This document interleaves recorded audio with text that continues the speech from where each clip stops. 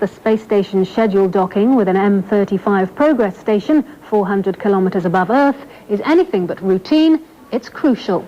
MIR desperately needs the 360 kilograms of repair equipment on board the Progress craft. The Russian space station was damaged after the same type of cargo ship crashed into it on June 25th during a manual docking exercise. CNN will bring you live coverage of the MIR docking in just under an hour. Meanwhile, the following is CNN's coverage of a live event. Hello, everyone. I'm Catherine Calloway in Atlanta, and thank you for joining us for our special coverage of the MIR docking. We will bring you live coverage of the event as it unfolds, and at this hour, a Russian cargo spaceship is linking up with the crippled MIR space station. The mission, of course, to deliver repair supplies to the troubled space station. The Russian Progres M35, which lifted off Saturday for the crucial mission, is the same type of craft that crashed into the MIR on June 25th during a docking exercise. Now, that collision damaged a science module. It cut off energy supplies from the solar panels, and it caused the space station to actually lose half of its power. Now, the Progress is going to deliver about 800 pounds of crucial repair equipment that the two cosmonauts and one American, Michael Foale, will use to repair the damage there. And given MIR's problems past and present, NASA officials are not sure yet whether or not they will send up a replacement for U.S. astronaut Michael Foale. The replacement would, of course, be the fifth astronaut to live and work on the station. Now, as we said, MIR lost half of its power during that accident, which happened on June 25th. And John Zarella is joining us now from Pasadena, California, from the Jet Propulsion Center there. And John, this is supposed to be a routine docking, but as we saw June 25th, anything could happen. Well, that's certainly correct, Catherine. And, you know, what happened on June 25th, of course, was a practice exercise. They had already docked with MIR, the Progress. They had unloaded Progress. They had gotten all of the goods and supplies out of it that they needed, and they had put a bunch of stuff in it that was to be discarded, that they no longer needed. Well, after they moved away, MIR moved away from Progress, they began what they called some manual maneuvers just to practice manual dockings. And somewhere along the line, something went wrong. It's still not clear exactly what. It could have been some sort of a mechanical error. It could have been, they say, cosmonaut error. They're not sure. And what happened was, you can see there in the animation how the Progress resupply ship smashed into one of the sections of the MIR, hit some of the solar panels, and then began spinning out of control. They did manage to reestablish contact with the Progress, bring it back under control. John, I'm going to interrupt here to tell you that we now have some of the pictures, and we are expecting pictures from Progress of MIR and of MIR of Progress, and I think we're going to take NASA Select Television. Of course, as you can see, the picture will be coming in and out, but we are starting to get some of the first pictures. And John, will we be able to see the damaged Spectre module from a different perspective, perhaps, during this? It's quite possible that we will. Right there now, of course, that is MIR. You can see MIR, and the crosshair target there in the middle of the screen would be where they have to line up to the docking ring with Progress. It's a slow process. The picture should go in and out. Again, it's getting a little fuzzier now, but should probably go in and out, and at some point, as it gets close enough, it'll clear up quite well. We can see there the resolution getting better again as they're trying to line up so that they can hit right on the docking ring. You see how they're moving closer and closer. And as you said, this is automatic pilot at this point. Right, well, Progress is automatic. That's correct. Mm-hmm. Let's talk a little bit about some of the equipment that's on board here. It's 800 pounds. It's a lot of equipment. Solar panels for the Spectre Science module, and I understand a new hatch plate. Could you tell us a little bit about that? Right. Well, a lot of the equipment they're bringing up, don't forget, for the spacewalk, they're going to need to do from inside the vehicle. They're going to have to get into that Spectre module and do a spacewalk, but a spacewalk inside, which is going to be tremendously difficult because, of course, cosmonauts and astronauts are used to doing spacewalks outside vehicles to make repairs, to plug leaks or do whatever they have to do. And being in the closed compartment, there's a good chance that, certainly a possibility that they could rip a spacesuit, tear a spacesuit. Inspector is literally open to the outer elements, so it could be a very, very risky maneuver that they will have to practice. And in fact, cosmonauts have been practicing that already down on the ground in water tanks to simulate what the cosmonauts will have to deal with in space, and then translating what they are learning on the ground to the cosmonauts up on MIR, so that when they do have to carry it out, they'll have at least some baseline of data as to how to carry this out. And you can see the crosshair getting closer and closer as they're continuing to line up for this docking. I don't believe that from the angle here that we can see any of the damage. It's very difficult to make out. I don't see any of the damaged solar panels from here. I believe, although I'm not positive, they would be down at the bottom of the vehicle. It certainly doesn't look like you can see it from here. We were talking about the MIR losing half of its power, how serious this problem was. In fact, you mentioned that one of the 6 modules that was damaged has actually been sealed off, that it is completely open to space at this point. That's correct. So basically it decompressed and they had to close it off, almost like you might have seen in some of those old movies about World War II, where a torpedo hits a ship and they have to close off the compartment and seal it up. It's much the same thing they had to do here, is to quickly make that airtight so that none of the air in the rest of the vehicle, the MIR vehicle, would escape.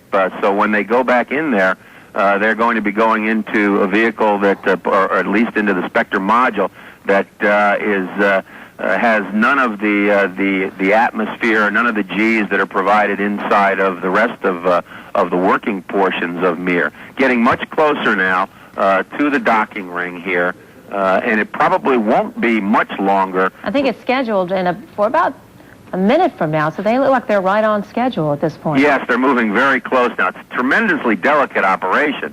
You're talking about 2 spacecraft 250 miles above the Earth that have to dock, and it's certainly it's easy by comparison to some things, but nothing is really easy in space. In a moment, we will tune into NASA Select here and listen to NASA spokesman Rob Navius. Let's listen a little bit for a moment. About half a degree.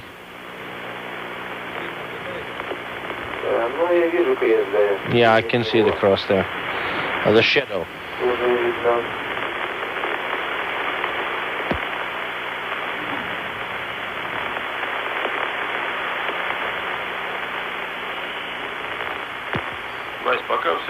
Wes, everything's okay so far. Okay, fine. Again, the module to the bottom of your picture is the Spectre module, which Sibliev and Lazutkin will prepare to open the hatch to. That is the module that has been depressurized from the accident involving the other Progress resupply ship back on June 25th.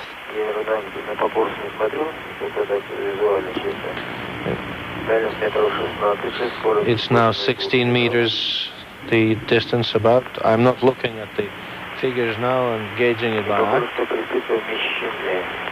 And the crosshairs are aligned, so.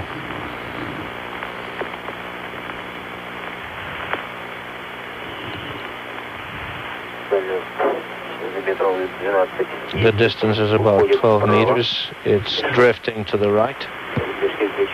Russian flight controllers at the Russian Mission Control Center outside Moscow standing by for contact and capture of the Progress resupply ship to the Mir space station. On the Y, it's okay. It's been corrected on the Y-axis. It's about half a degree upwards of the crosshairs. The distance is about 4 meters.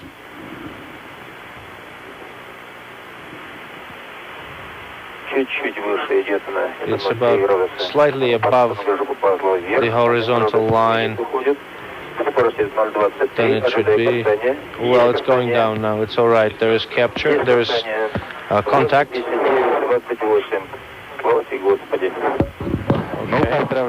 Congratulations. Thank you. After contact. We're going to have to do item 7 of the radiogram. B57 on. D, Dmitry. On. Sasha, could you do that, please?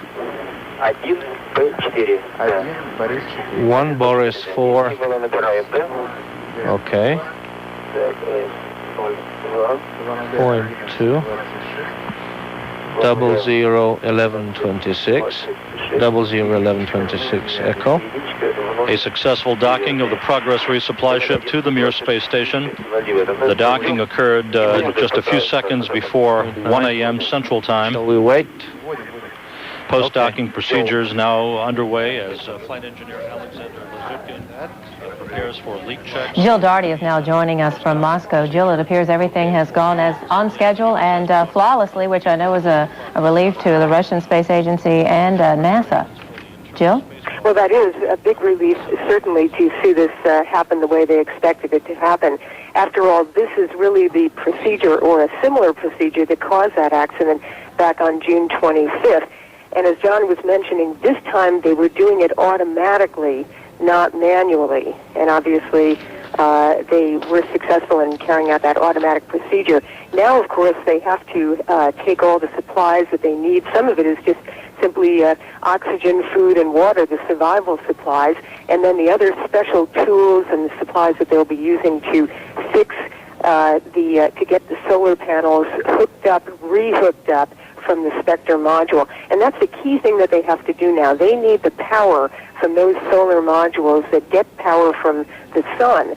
And they haven't been able to get the power that was very necessary to the functioning of the entire Mir space station. Now what they're going to do once they get these off during the spacewalk a little while from now, the 17th presumably of this month, they'll be able to reconnect, hopefully, through a specially designed hatch that was custom built just recently here and now sent up and obviously ready to be taken off by the cosmonauts and the astronauts. And John Zarella is still with us. And John, no one is going to be happier to see this docking than Michael Foale, who we should mention lost almost all of his personal items in the incident on June 25th. I understand there a lot of his items have been sent along with some of the experiments that he needs to finish his projects for this mission. John? Right, that's correct. He lost most of his clothes. I believe he lost some shoes.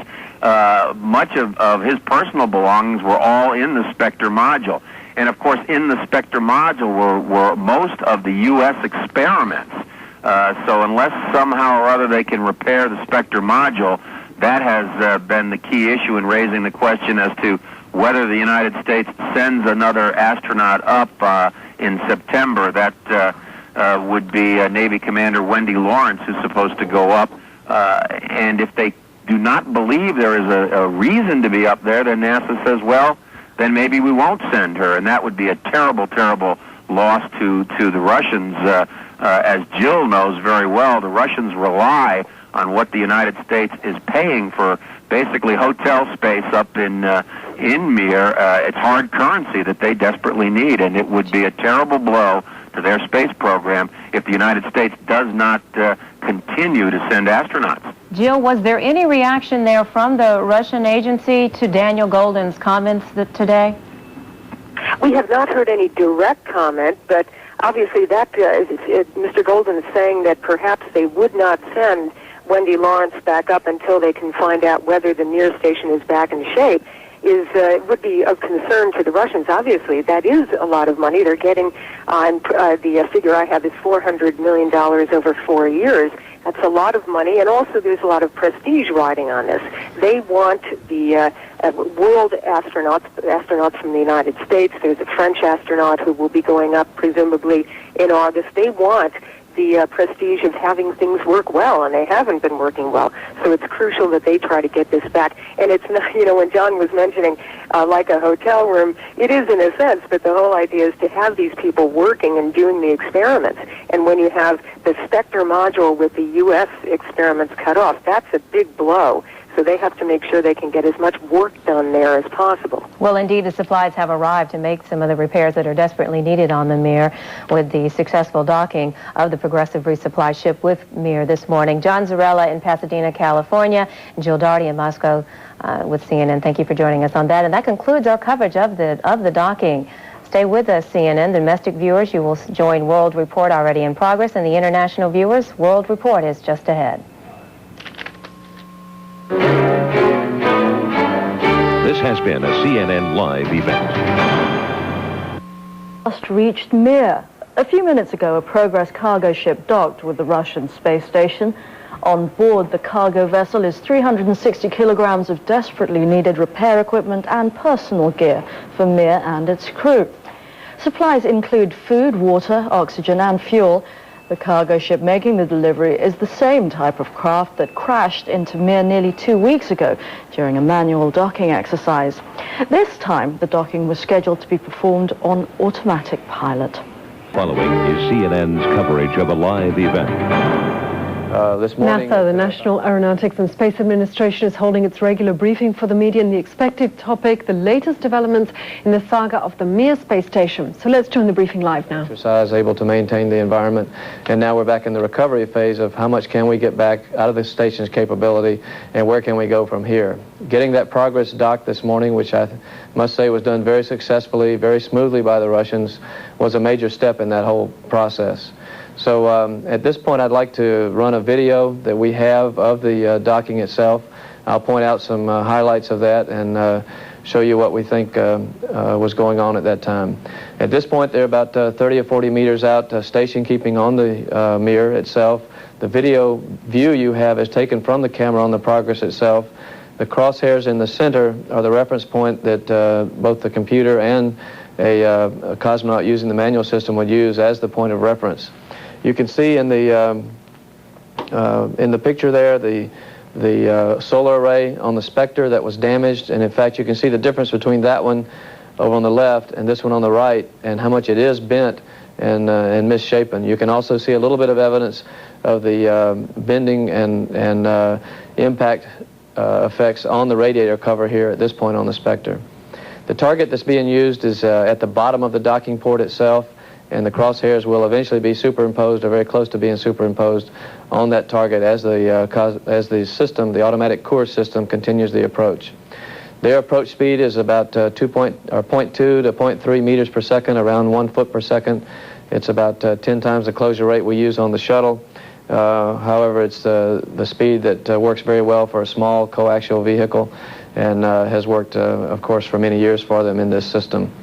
You can see here as they approach, what you see in the upper part is actually the shadow of the overlaid cross that is actually located in the center of the background cross here. And you can see how they approach the final phases. They're at just a few meters here and are just about to make contact.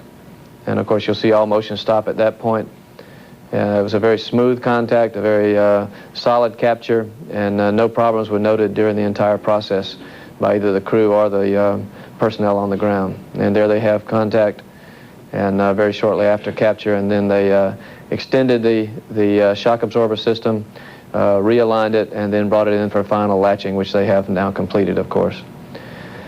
That's good enough for the video, and just to say a couple of other things. They have delayed the pressure checks and hatch opening on the Progress at this point. They had planned on doing it about 2 revs after the docking, but because the docking attitude that they went to for lighting purposes was not as productive for electrical power as they had expected, the charge level on the battery is a little lower than they would like. So in order to make sure that they do not have to spin the gyrodynes down again or lose attitude control during this phase, they went to jet control for the docking to ensure a good stable attitude. And then because they were not able to recharge during the docking as they had hoped they would, they have remained on jet control and are continuing to point towards the sun and continue the charging process for the time being. Once that's complete through the cruise night, they will at that point go into free drift, which they need to do for the pressure checks themselves, repressurize the vestibule between the Progress and the MIR itself, and of course let that sit for a while, make sure there are no leaks there in the seals, and then open the hatches and begin the unloading process on the Progress itself. Mr. Semyonov, the head of Energia, has directed his people to use the normal unloading process. They can do it in 2 days if they need to, but there's no need to rush the crew, and they want to get everything unloaded in as orderly a fashion as they can. One point to remember is that they've lost some stowage space with the Spectre being closed up, so they need to be careful about where they put things and make sure they have access to them as needed. They will eventually, however, completely unload the Progress prior to conducting the EVA that they're hoping to do in mid-July, and we'll have the hatch closed on the Progress itself during that EVA is the current plan. That will allow them the option, if they had to undock the Soyuz for some reason during the EVA, allow them the option to eventually automatically undock the Progress and remove it from that docking port if they needed it in the future. So they've got a good plan in place, and the crew will begin working on that tomorrow. As far as conditions on the MIR, the temperatures and partial pressures of oxygen and CO2 all remain within normal limits. As I said, the gyrodynes are still powered up but not being used for attitude control at this time, but it should be tomorrow morning first thing, and then they will go into the hatch opening process. The crew is doing their exercise. They had most of Sunday off, and of course got up first thing Monday morning their time to conduct the docking.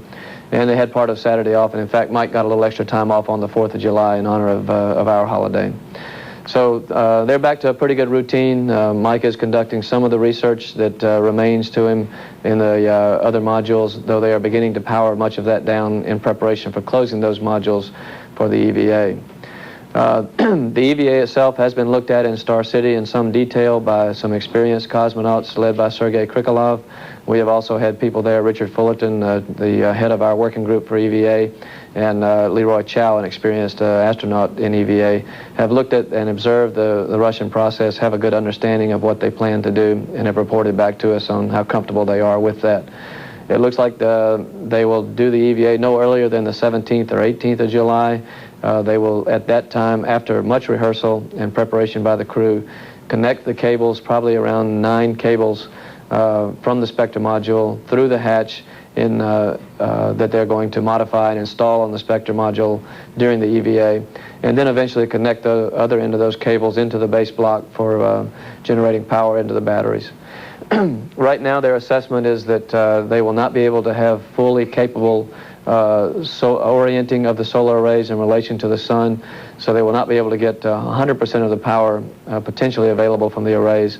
And I believe one of the problems is the fact that that damaged array should not be reoriented, and they're looking at ways to bypass their system and maybe in the future get full pointing of the other arrays.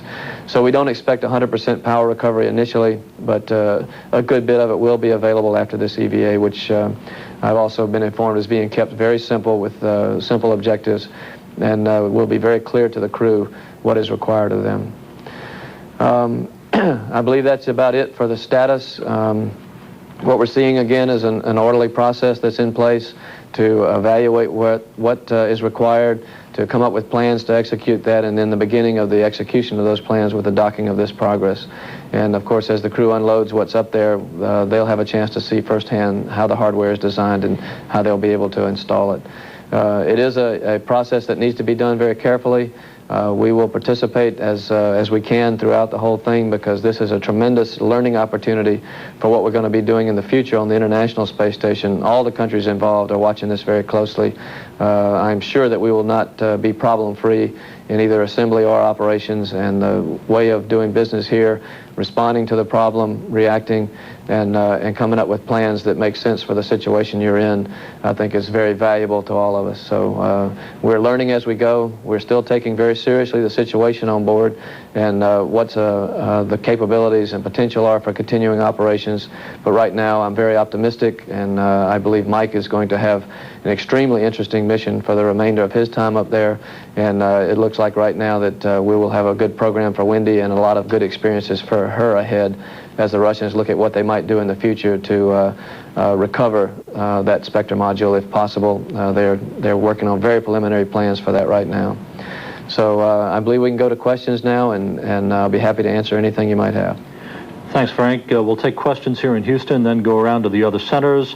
If each reporter at each center could ask a question with 2 follow-ups, that will more or less fit our time frame here. And we'll start here in Houston. Any questions?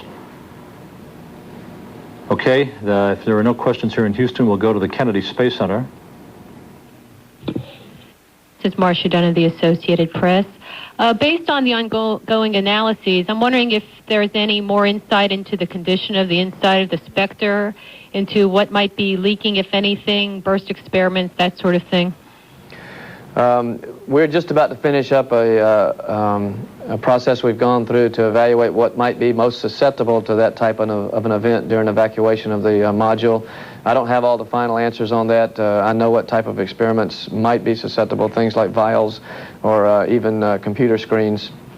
But I need some more information from engineering on what the effects might be. We don't know any more about the event that was reported last week in terms of the snowflakes that were observed, and we have not had a repeat of that experience as best I know. So we need to do a little more analysis, and we'll talk with the Russians in a great deal of detail about what that might be and what they're concerned about the hazards that might be present. Based on what you know from the U.S. scientists, what are you most worried about in terms of the various experiments inside? I'm concerned about things like the potential for broken glass to be in there, or for any type of material that we would like not to be reintroduced into the pressurized environment, such as fixatives. Now, everything we have is doubly or triply contained, depending on what its hazard level is. But we're still trying to figure out whether that containment will really work during the vacuum, and we're reevaluating our original safety certification. So we will provide all that information to the Russians, and also as we do the review, which I hope to do within the next week or so of the EVA itself, I've asked our safety community to come forward with what they see as the hazards and what the controls are to keep that to a minimum or to eliminate them. Frank Culbertson, the NASA's MIR project manager from Houston, they're giving us an update on the MIR space station, saying he's very optimistic, having shown us the video of the docking of a Progress supply ship. Automatic docking this time. You'll remember it was a manual attempted docking of another Progress cargo ship that caused all the problems, a hole in the Spectre module, and then damaging a solar panel, and then they had to come out and they lost a lot of their energy. Well, now that has arrived. They haven't started opening the hatches. When they do, inside there is where they will find the equipment to try and reconnect the power cables in a spacewalk that currently is scheduled for mid-July.